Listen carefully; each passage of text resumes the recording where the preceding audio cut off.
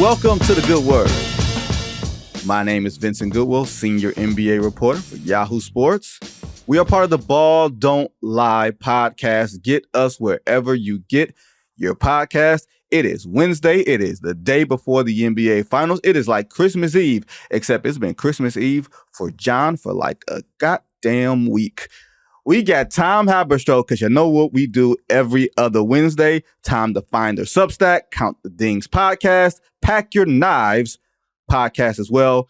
Of course, we're going to dig into the NBA Finals, touch on some coaching news that may have gone a little bit under the radar over the quiet of the last week. But first, let's dig into the Finals. If you missed it, we went deep with the Dallas Mavericks with Tim Cato of The Athletic on Monday. Go and check that out. But today, we're going to focus on the numerically all-time great Boston Celtics. Tom, I say numerically great all-time Boston Celtics because the numbers say that this should be an easy series, right? Fifth highest point differential, fourth highest net rating, all the things that says they should roll. Do you buy into the numbers that you see? I do buy in the fact that they're very good. I don't buy into the fact that they are going to be winners in this series. I think the Dallas Mavericks will win in 7. I think that there's a little bit of misleading factors in that net rating. First and foremost, the East is not nearly as good as the West. So when they're building that net rating against inferior opponents in the Eastern Conference, you have to incorporate that. And secondly, this path, Vinny, to the NBA Finals is one of the softest paths that any NBA finalist has ever had. Not just in the quality of the team, but within the quality of team, the quality of stars or the absence of stars. So there you go. When you look at the Boston Celtics, the road to get here, they face the Miami Heat, they face the Cleveland Cavaliers and the Indiana Pacers. And when you look at those three teams, you're like, okay, those are three formidable opponents. But then when you look deeper, they didn't have to face Jimmy Butler. They didn't have to face Jared Allen. They had to face a little bit of Donnie Mitchell. They had to face Darius Garland, of course, a little bit, but he didn't show up for much of that series. And then in the next series, Indiana, they had Pascal Siakam that they faced. Okay. But Tyrese Halliburton played half the series. So of the 8 all-NBA or all-star players, you know, in the NBA, they have this like definition in the player participation policy of you are a star player if you've been an all-star or all-NBA in the previous 3 years. Well, they had faced 8 stars in the road to where they are now. And of those 8 stars, they played 19 of the 33 possible games. 58% of the time did the Stars play against the Boston Celtics in this run. So even if you want to say, look at their net rating, look at their offensive rating, look at their defensive rating, look at the fact that they swept the Indiana Pacers, well, they faced half of the stars, about half of the stars that they were supposed to play on some depleted teams. So I think the Boston Celtics have an incredible net rating, but the teams that had those net ratings historically were doing it against the A squads of the opponents that they faced, and you can't say the same for the Boston Celtics. And for that reason, not to go all Shark Tank on you here, for that reason, I'm out on the Boston Celtics, and I'm going with the Dallas Mavericks in this series instead. Now you're making me change my pick because I was thinking the Dallas Mavericks in 6. You know what I mean? But I just thought of this exercise. Let's put together a starting 5 of players the Celtics have played against in the first 3 playoff rounds. And you tell me if those top 5 players would beat the Boston Celtics. Like, think about that. Let's do it. Like seriously, let's do the exercise, right? First round you played the Miami Heat. Okay, so Bam Adebayo. All right, cool. Bam is there. Number 1, that will be our starting center. Anybody else you taking from that Miami Heat team in your top 5? I would go. Are we saying that the players that played the entire series, the players that play the entire series against the Boston Celtics? So we're Donovan Mitchell's out, or at least half the games, or at least half the games. Yeah. Okay. Bam Adebayo's on that squad. I don't think I would take anybody else if we're looking at the rest of their their road. So go with Okay. Bam Adebayo at the 5. Okay, so Bam is our 5. We go into the semis. You got Evan Mobley. You got Darius Garland. Are we saying Evan Mobley? I'm going to go Siakam at the 4. I got Adebayo at the 5. Garland at the 1. I mean, Halliburton played 2 out of the 4 games, and he had to leave one of those early. So I don't think you put him in. I think if you got the best 5 starting lineup against the Boston Celtics, I think you might go with the Boston Celtics. I mean, just look at that staff. And therein lies the point. And for me, especially when you contrast it with the role that the Dallas Mavericks won on. Now, mind you, the Mavericks, to me, don't profile as a 5 seed. They don't profile as a 50-win team, although 50 wins is a heck of an accomplishment in the NBA. Because with Kyrie Irving, they were 31-19. So if Kyrie plays 82 games, they're probably closer to 55, 56 wins. Okay, even still. They've been on the road all 3 series. They played 50-win teams all 3 series. They played teams with championship aspirations all 3 series. The Boston Celtics are going to have to play up in terms of competition to go and match where Dallas has been. And I think that could affect them early on in this series because this will be a different level of altitude. Like the Celtics, we always say about them, Tom, will the Celtics bring it? Will they just say, you know what? Fuck it. We don't feel like playing today. Like this is something that we've said about this team that's supposed to be desperate to win a championship, but sometimes they just decide to not show up. And I think it could bite them in the behind in the first 2 games this series. You know who else is not sold on this Boston Celtics team? Vegas. Vegas is not sold on this Boston Celtics team. Yes, they're the favorites, but if you look, Vinny, at their point differential, you would think that this is going to be like the KD Warriors against a depleted Cavaliers team. Like you would think that this was just Harlem Globetrotters against the Washington Generals type situation. You are not seeing that by Vegas. Vegas has them at, I just checked this on DraftKings. Boston is favored. They're at minus 210. Out of the last 10 finals, that is the 3rd most even NBA finals, judging by that wow. money line. So when you look at the Boston Celtics, they have this amazing net differential, but a lot of it, again, it's injuries, it's the East. And I also point out that the fact that the Indiana Pacers were winning in 3 out of the 4 games in the final 3 minutes against the Boston Celtics. And they were a depleted Indiana Pacers team with a lot of that without Tyrese Halliburton. So the Boston Celtics, that yes, they won in 5 games against Miami, 5 games against Cleveland, and swept the Indiana Pacers. But the Pacers were leading in 3 of those 4 games right at the last moment. Literally, in game 1, they were winning with 8 seconds left by 3 points. And then in game 3, they were up. They were losing by, the Pacers were losing by 2 with less than a minute. In game 3, they were losing. The Pacers were winning with less than 3 minutes to go in that game. So yes, it was a sweep, but it was super close every step of the way. And that Boston Celtics team, even though it's 4-0, we kind of feel like that series shouldn't have been close. If you believe that they are a juggernaut, they shouldn't have been close to an Indiana Pacers team that barely beat the New York Knicks, the B squad of the New York Knicks in the Eastern Conference semis. So I feel like Dallas, with the best player in the series and Luka Doncic getting a week off to recover that knee injury, and their defense has been so good. And the reason why the Boston Celtics would have an advantage against Luka Doncic is because they have an elite defense and they can double and blitz and get the ball out of his hands and force, Derek Lively or Gafford to play 4-on-3 in the Draymond role. Problem is the Celtics don't do that. They don't believe in blitzing. They don't believe in double teaming. So they're going to try to play Luka Doncic straight up. And that's the worst thing you do. That's the worst thing you can do against Luka Doncic and the Dallas Mavericks. Yeah, even without, shall we say, Tom, the minutia of like the series of strategy, because I'm with you. If one thing that Boston does, and I think I brought it up, or Dallas does, and I think I brought it up with Tim, they set those screens so high with Luka at half court. That's a lot of space for the Al Horfords, for the Porzingises, for the Browns on and a calf Tatum strain too. to Yeah. cover once you're in scramble mode. And I think that has a cumulative effect. Maybe early on in the game when you got your legs and you got your energy and all that, you're fine. But I saw it in the Minnesota series. Once that started happening, those guys lost their legs. It looked like, oh, they're quitting. They don't have it. No. They lost their legs. Like Dallas ran them ragged from a strategic standpoint.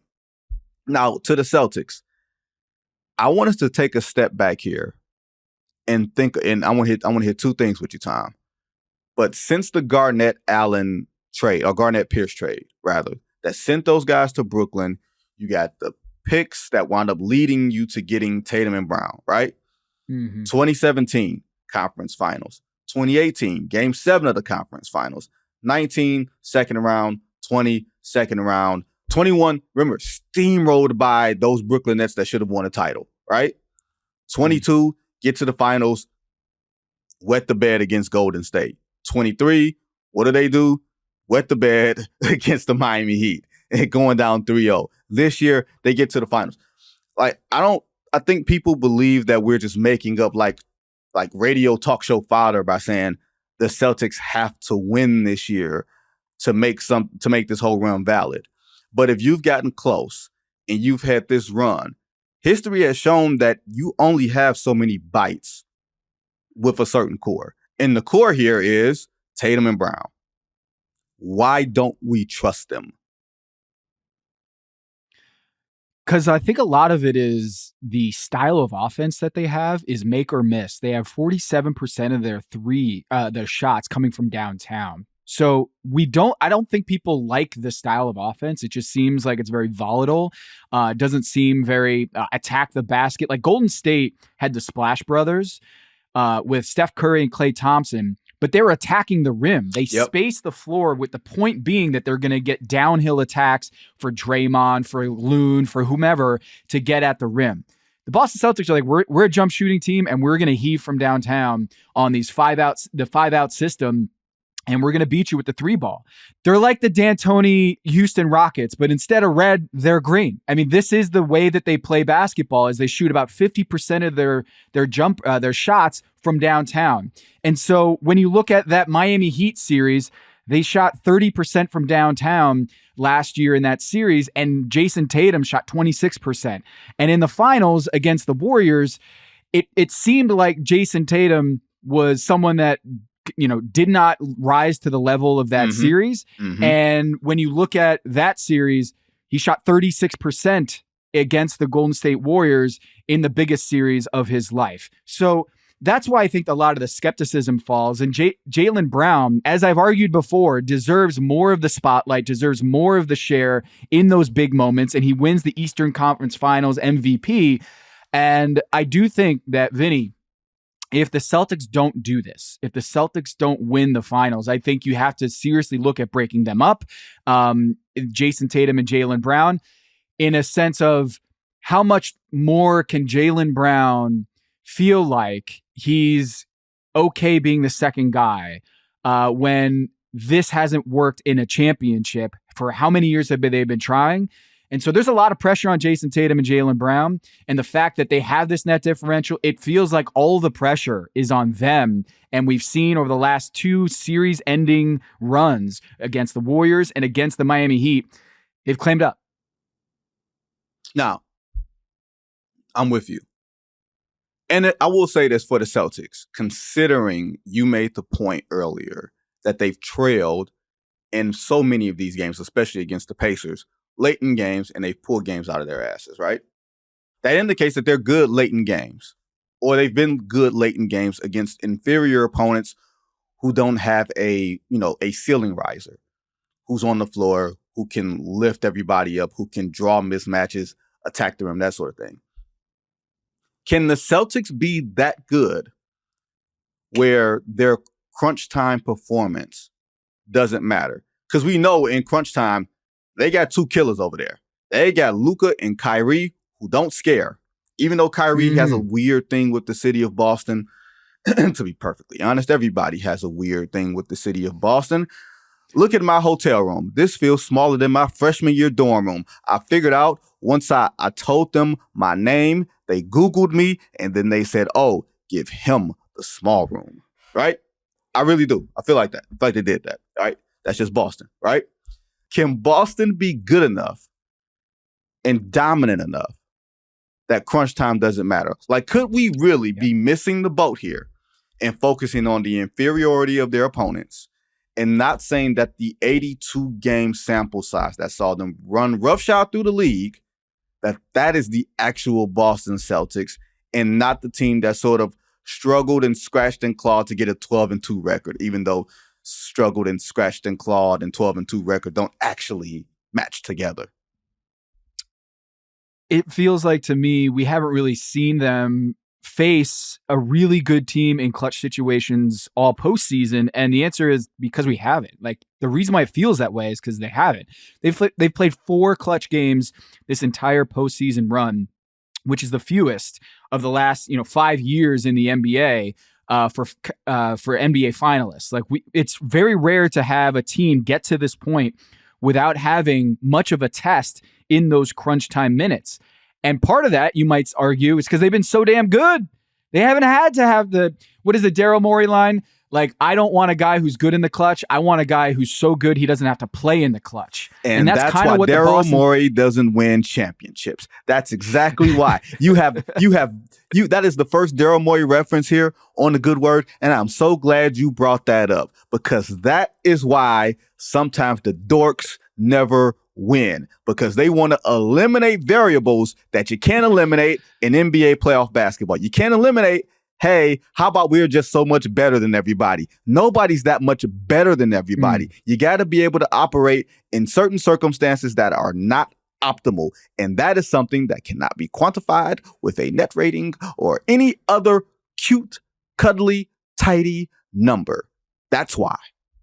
And the Boston Celtics, like I said earlier, Vinny, they're like the Daryl Morey, Mike D'Antoni, Houston Rockets. They're built that way. They 5-out system, just like the Houston Rockets, and they rain from downtown, just like the Houston Rockets. They have a lot of switching guys who are able to switch on the ball handler. They have Derek White, Jayson Tatum, Jaylen Brown, Drew Holiday, Al Horford. These guys can switch 1 through 5.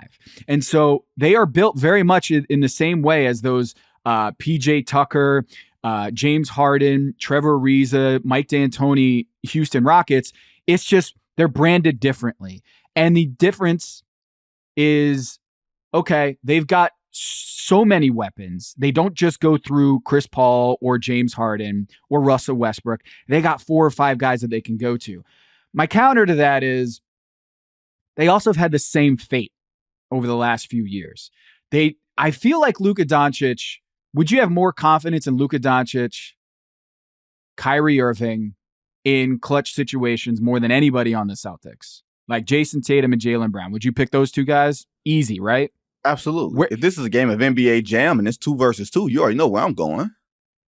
Exactly.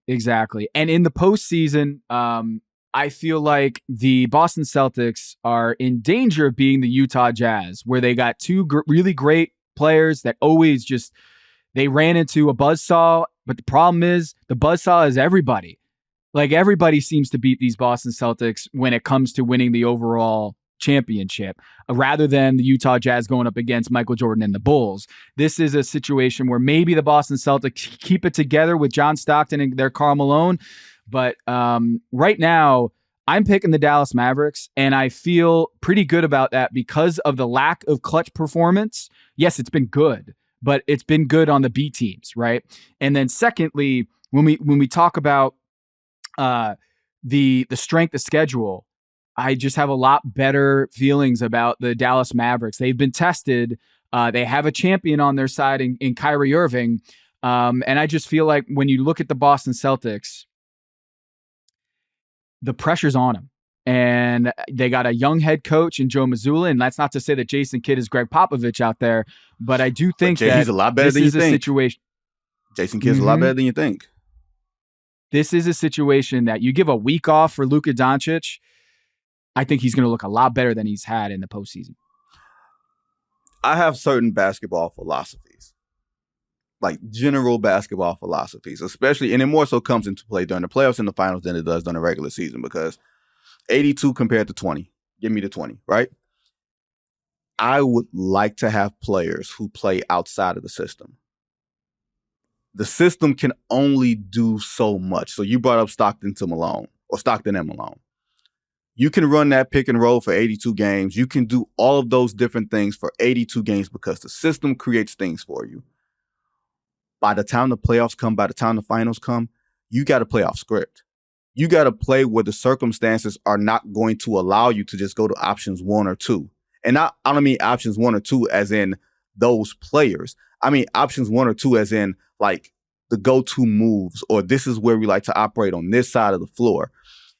By the time this time of year comes, by the time June happens, the scouting gets so sophisticated, you can't go to those things. You can't say, you know what, we're just going to run our offense. No, you need guys who can honestly get a bucket.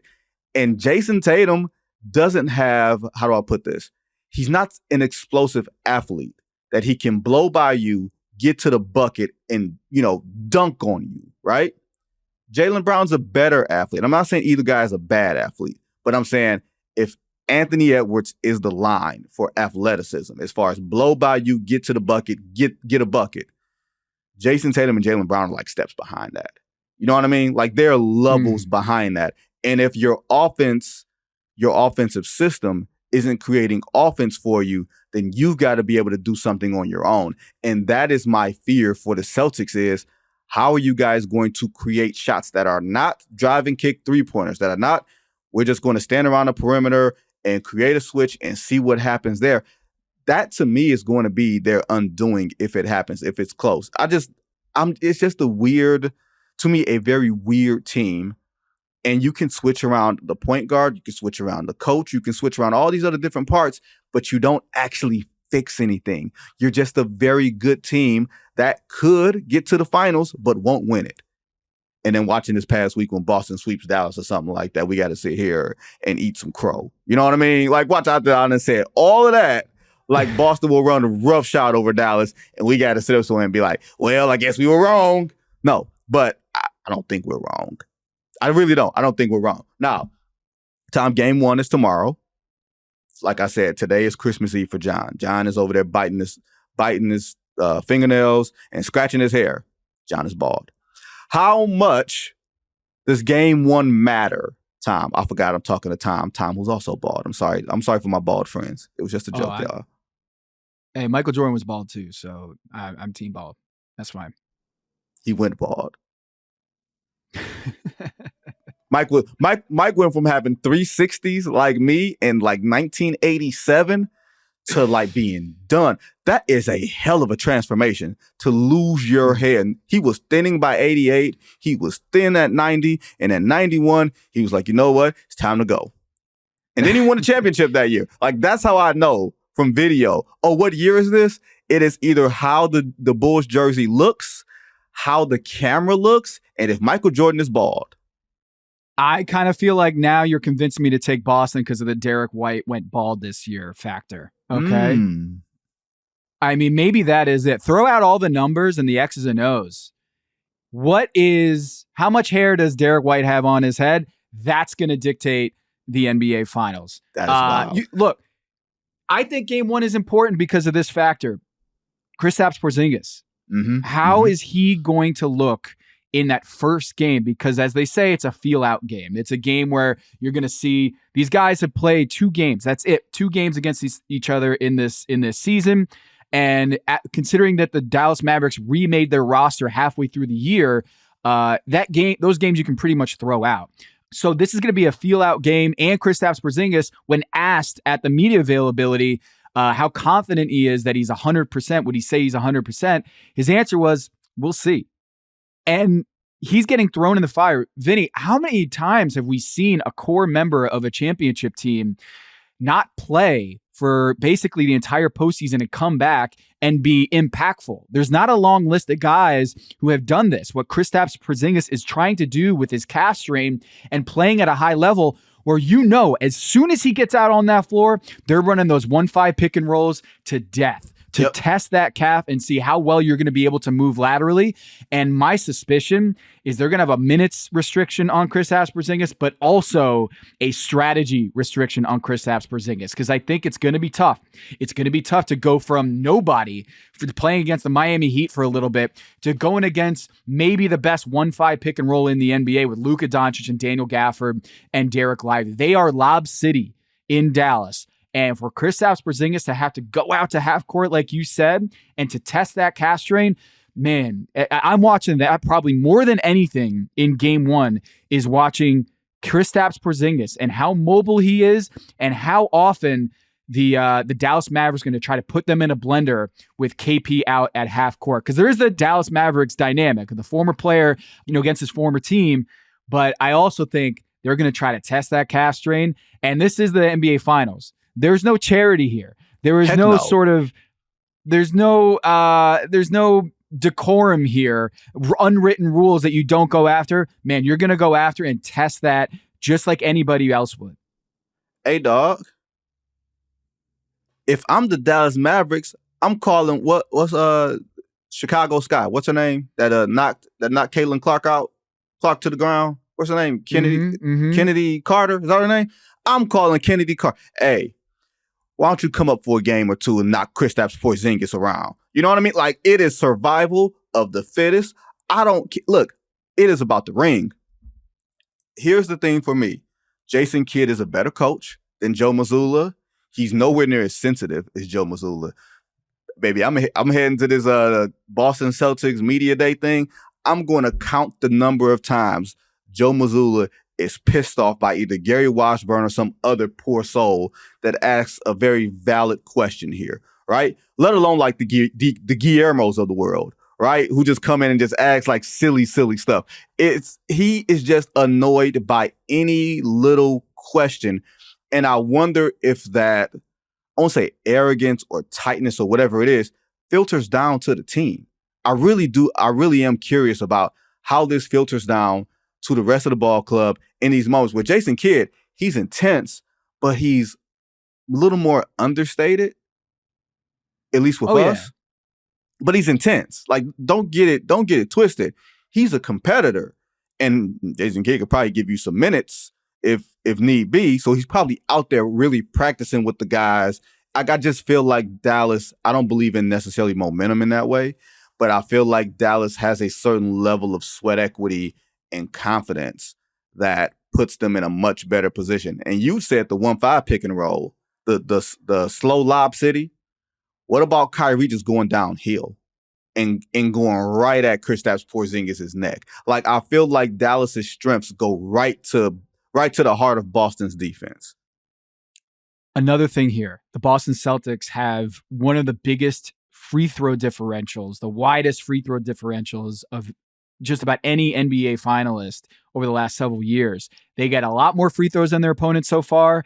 And I don't see that continuing in the NBA finals because they haven't faced the superstars. They haven't faced the stars that will command a whistle or be able to generate that contact to draw the foul. Kyrie Irving, Luka Doncic are much better suited to get those foul calls than, say, TJ McConnell or who on the Miami Heat would you say has a savvy Duncan Rob? Who are we going to call out here as like those are the guys that are going to be attacking the rim Caleb and getting Martin? The foul calls? Is that where we're going? Yeah, Caleb Martin, right. Like the star power that the Boston Celtics are having to defend against are not nearly the same caliber that the Dallas Mavericks are at with Luka Doncic and Kyrie Irving. And I will point this out too. Earlier, I said that the Boston Celtics have only faced 58% of the possible star games in this road to the championship. The Dallas Mavericks have had to face 91% of the stars that they've faced. They played James Harden, Paul George, a little bit of Kawhi, and Shea going into this with, again, Mike Conley, Rudy Gobert, Anthony Edwards, Karl Anthony Towns. Of those players, those star players, 40 out of the 44 games they played, okay? So it's 91% of the available times that they were going to play against the star player, 40 times they played. So they've played against star players, they played against star teams, they played against 50-win teams, and the Boston Celtics haven't done that at all. And so I'm ready for this game to tip off, especially because Kyrie Irving hasn't missed a free throw in Boston as an opponent since 2017, and I can't wait to hear that in that building. That's the big number this week, by the way. Oh, the big number this week is going to be who will receive bigger cheers in Game 1 of the NBA Finals? Jayson Tatum, Jaylen Brown, or Luka Doncic? We'll be right back. Ooh. That sound you just heard was the Boston Celtics giving Luka Doncic another standing ovation in Game 1 of the NBA Finals. Tom, we got to go through some of these coaching, I say coaching carousels, but coaching numbers, right?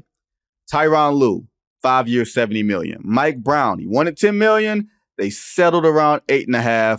The Wizards, some guy named Brian Keefe, who was an interim coach. I didn't even realize the guy was the interim coach. That's what happens when you're like the worst team in the league. They removed the interim title for him. And JJ Redick is apparently the front runner for the Los Angeles Lakers job. Looks very clear that he's going to have the job, right? Talking to Golic and Golic on Wednesday morning, he was asked about if he wanted to comment on that story from Shams Charania about him being the front runner for the Lakers job. He kind of sidestepped it and said, I'm focused on the NBA Finals. Very savvy media move by JJ Redick, already sidestepping like an NBA politician, doing a great job there. But I do think that when all said and done, when JJ Redick gets his contract with the Lakers, if and when that happens, and whomever gets, the various other openings or soon to be openings, if there are any, I think everyone needs to send a car. I don't know what, like a Rolls Royce to Monty Williams, okay? Because he set the market in Detroit, got the bag, turned him down, then got the bag, and everyone is now pegged against that side. So whether it's Mike Budenholzer, whether it's Tyronn Lue, both are championship coaches, so they don't need Monty Williams' bump to get, the bag. But man, there's a Mike Brown. He got, I think, $10 million a year or close to it. They're all very happy right now. I do think there might be a coaching bubble. There is no salary cap on coaches. Right. But there is, it just seems like to me, a lot of NBA coaches should be sending lots of gift baskets over to Monty Williams. And with JJ Redick in LA, are you 100% sure that LeBron James is going to sign there? 100% sure, because JJ Redick has to be positive if he's going to take that job that LeBron's going to be there. And I got a feeling that if a team that kind of is on LeBron's radar takes Bronny James in the draft, whether it's Dallas, whether it's Miami, Golden State, teams that have like a little bit of like, man, I'm coming up on 40 here. I want to play with my son, and I kind of want to check off that box, play with Steph, play in New York, go back and finish things right with Pat Riley and the Miami Heat, and go play with Spo, who I've been like gassing up on the podcast for a while. I feel like this is a potentially for a disaster. If JJ Redick is going to that Lakers job without knowing 100% that LeBron is going to be there with this Bronny James thing overhead, this is going to be spicy, very spicy. And even if LeBron is there, Vinny, it's going to be spicy. Look, you said a lot. Like, you know what I remember? I remember Byron Scott taking the Cleveland Cavaliers job in 2010, not knowing if LeBron was going to come back. Newsflash, he didn't. Worst record in the league. You get Kyrie Irving, and then by the time that team is ready to run, there are already two coaches past you, B. You know what I mean? They are into the David Blatt territory. Good God, the David Blatt era. What a glorious era that was. I don't think LeBron is leaving LA. I think he has way too many interests. I think his power base is with that franchise. I don't think that power base would be anywhere else in the league, and I don't think that winning is LeBron's only vice. I think that power and trying to do all these other things is more important to him than saying winning is the only thing, right? I bring the name to you, Shabazz Napier. Remember him? Remember Shabazz Napier?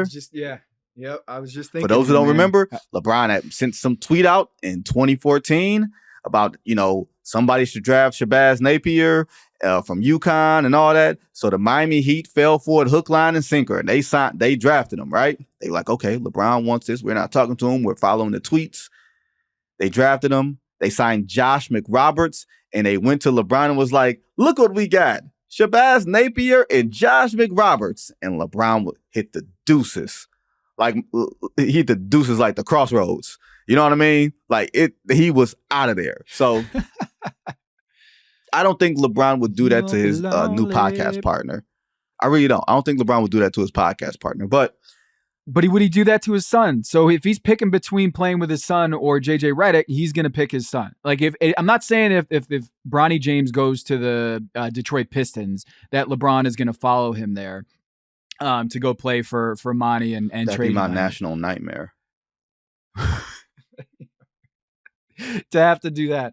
That would be a situation that LeBron James not taking his talents to Detroit. Okay. But if I'm telling you, if Bronny goes to a team that if Bronny goes to San Antonio, does that get a little bit more interesting in LeBron James' decision making? If he can play with Pop and Wemby and be able to kind of be the mentor for Wemby for a year or two with Bronny James there, I just think that it is a non-zero chance that LeBron James is back. I think he's going to be back. I think it's the odds-on favorite that he's going to be back with the Lakers.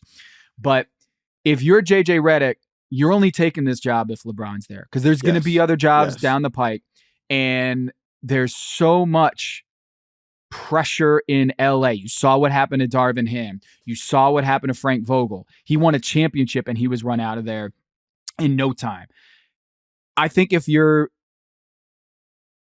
LeBron James, I'm just throwing it out there, J. Kidd is the head coach in Dallas. You've always wanted to play with Luka. You've wanted to play. It kills him. He cusses on the podcast because he misses Kyrie so much.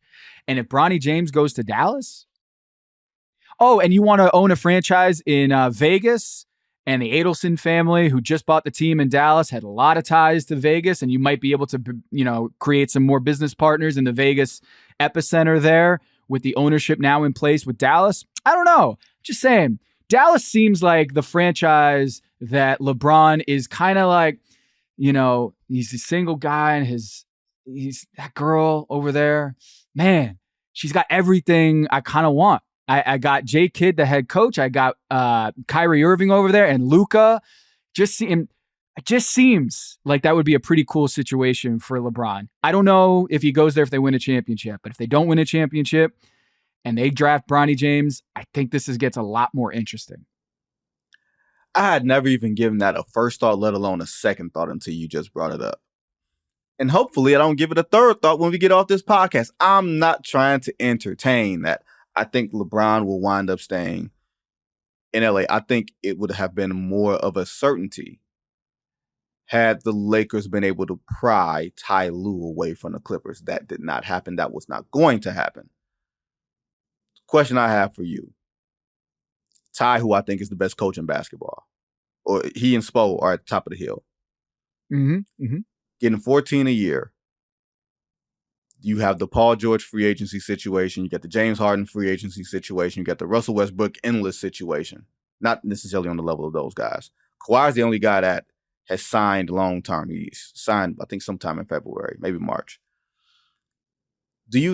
How do you see that situation playing out? Because it's clear that they're aging down, and they could very well be headed towards a rebuild as opposed to, hey, guys, all we need is one more piece.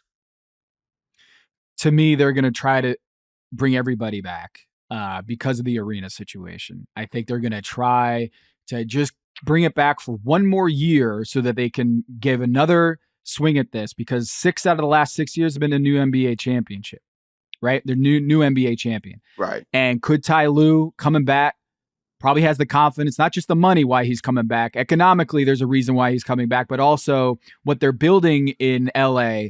I could see about 10 teams justified in saying, we're going to be right back in it. Did anyone think that Dallas was going to win this, 4 months ago? Did the Miami Heat, did they think they were going to be in the finals? Even the Denver Nuggets, they won a championship, and I think a couple years before that, no one would have pegged them as being such a dominant team. That's a good point. So I think the Clippers could all argue, let's just run it back. Let's run it back. The Dallas Mavericks missed the playoffs last year. Missed the playoffs with Luka Doncic in his prime. and they're right back into the NBA Finals. And I think the Clippers are going to run it back as well and hope that they have health on their side because Kawhi Leonard, of course, played healthy all season long, playing those back-to-backs. And when it came to the postseason, it barked up again, and he was out in that series halfway through it. So I think the Clippers are going to run it back, and I think they have a good chance. It's just, are the Clips going to clip? Are the Clips going to clip? And that's the question. I mean, if I'm a betting man, I would say Clips going to clip, right? But we don't know what's going to happen with Paul George. Whenever you hear like white smoke coming out of Philadelphia, that's our buddy Daryl, I feel like, just throwing stuff out there, using, pulling the strings. Oh, we've maxed out Jimmy Butler, even though Jimmy Butler's approaching an age where you can't really max him out for a long period of time because of the CBA. Paul George, if Paul George wants to come here, he can come here. We'll max out Paul George. Like, it almost feels like desperation. But to the Clippers' point, I just find it such a fascinating situation. I'm with you, but I feel like they're going to be capped out, where you won't have the flexibility to go get your PJ Washingtons, your Daniel Gaffords that push you from being a middling team to being a team that is really formidable. Like, I think you can simulate. If this were like NBA Live 95, right? Taking you back. If this were NBA Live and you simulated these Western Conference playoffs this year 5 times, you would probably come up with 3 different winners. You would probably come with the Denver Nuggets as a winner. You probably come with Dallas as a winner. You probably come with the Minnesota Timberwolves as a winner.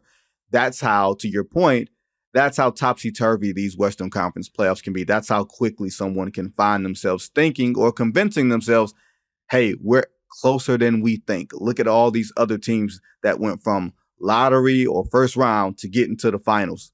I can see how the Clippers would think that. Now, because we've been talking coaching, Producer John comes on. Producer John, open your microphone. Hello. John, before we get into today's category of top 5, tell us the state of the Dallas Mavericks fan base right now, because you are the official, I won't say mascot, but you are the official voice. Do you like us being on the bandwagon? Like, do you like it, or do you want to play the underdog card? Nobody believes in us. No, I mean, I respect you guys, and I respect your opinions and your analysis. Like, I was really worried that we were walking in today and you guys were going to be like, this Celtics team is so good that the Mavericks have nothing for them. And Tom, you said Mavs in 7. Vin, I think you said you were thinking about Mavs in 6. That gives me great confidence. Now, heading into the series, I am generally nervous. Heading into game 1, less so. And I think this is because before the series against the Timberwolves, Jason Kidd had lost every single game 1 as a coach of the Dallas Mavericks in the playoffs. And so we've come to this place of like, oh, well, game 1 doesn't really matter for the Mavericks to win a series. And the Celtics have been big on losing game 2 at home.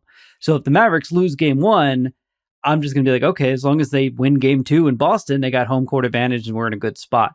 I don't know how I feel about the series as a whole. Generally nervous. I would just say nervous. But if you're not nervous, something's wrong with you. It's the NBA Finals. Right. That's how you're supposed to feel. You know? Yeah. I do have a history of looking at how Luka tends to perform after he has some time off or time to himself. And usually that first game back, he looks a little bit like he enjoyed himself. So you're Michael Finley out here? Yeah. So I'm hoping for not that in game 1. I would like to see what we saw in game 5 against Minnesota for the entire series against Boston. That would make me very happy. I mean, that would is that he would also mean that he's Larry I know Bird. James Harden's kind of like the cross-racial version of Luka Doncic, except in this one respect, that Luka kind of gets better as the series goes on, whereas James Harden kind of falls apart. Exactly. 2 worlds. Okay. Can't say 2 Americas because Luka Doncic is not from here. 2 worlds. Can you say that? Can you say that? Yeah, you can say that. We can say 2 that. worlds. Okay, John. What is the top 5 we got?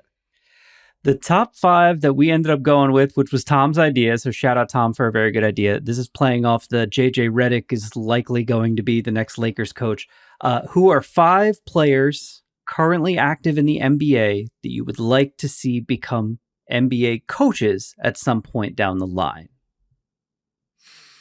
Tom, we got a couple of guys similar. All right. So I remember talking to Chris Paul about this and being like, yo, after you're done playing, be a head coach, right?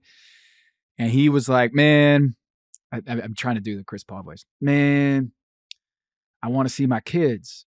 I can't be leaving my kids as much. And I think he really does feel like he needs to be around after playing 20 years in the NBA. That he doesn't want to travel and be away from home as much.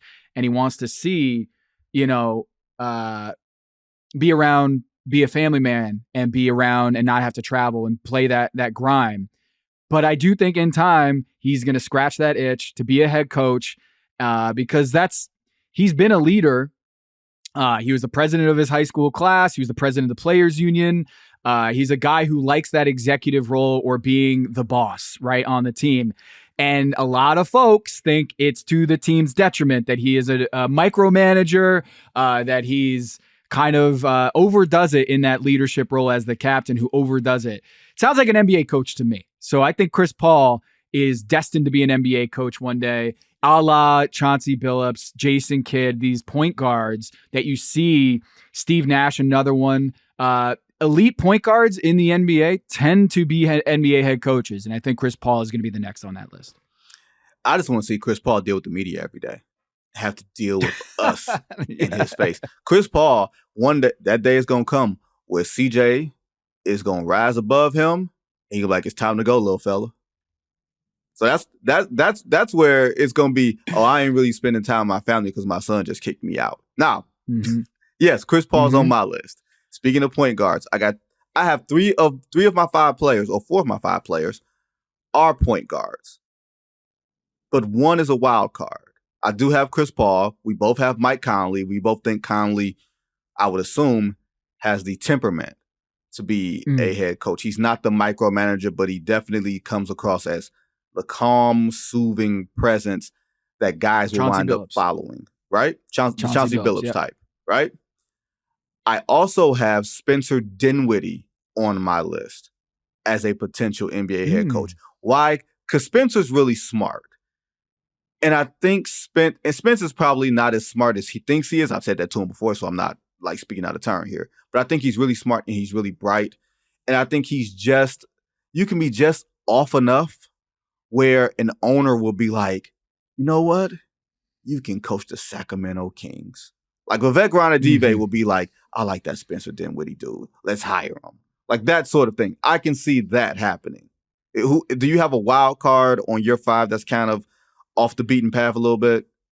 Yeah, I always like to look at the Players Association because people who want to have leadership or executive roles, they tend to go into those coaching professions or at least in front offices. So if you're going to look at that, Garrett Temple, son of an NBA player, a guy who understands a lot of the culture, social issues. He's a good speaker. He's a guy who's always been around the league ever since he was a kid. So I feel like he's a really good candidate, undrafted, and has had an amazing career in a lot of different locker rooms, kind of like in a Willie Green role where never the star, but a guy who commands the respect of just about everybody he's played with.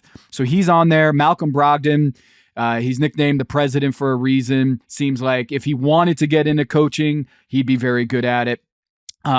I also have Duncan Robinson. I had to pick someone from the Eric Spoelstra tree. I think Chris Quinn is going to get an NBA job here soon. You look at David Fizdale. You look at a bunch of players or coaches around the league who come from that tree. I think Duncan Robinson is a guy who went to Williams because he wanted to be, part of that Sam Presti, not the same college, but same sort of Northeastern liberal arts school that he wanted to be an NBA GM. I think he said he's wanted to be an NBA GM even before he thought himself as a player. So I think he could be an NBA head coach.